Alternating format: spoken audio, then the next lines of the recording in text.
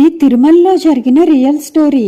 1989లో తిరుమలలో వర్షాలు పడకపోవటంతో గుడిని తాత్కాలికంగా మూసివేయాల్సి వచ్చింది.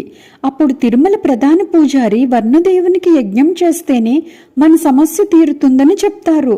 వరుణ యాగానికి ఒక ముహూర్తాన్ని కూడా నిర్ణయిస్తారు. ఈ యాగం కోసం దేశం నలుమూలల నుండి పెద్ద పెద్ద పండితులను కూడా ఆహ్వానిస్తారు. కానీ వారు ఆ సమయానికి తిరుమల చేరుకోలేకపోతారు.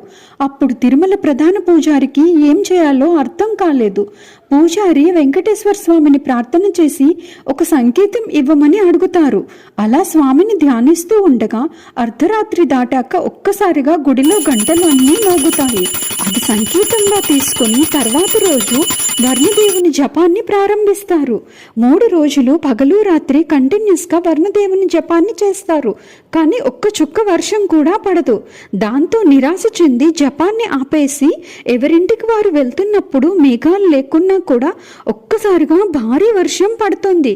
ఇది ఆ వెంకటేశ్వర స్వామి లీలా అని భావించిన వారు గోవిందా అని కామెంట్ చేయండి. మా కంటెంట్ మీకు నచ్చినట్లయితే ఛానల్ని సబ్స్క్రైబ్ చేసుకోండి.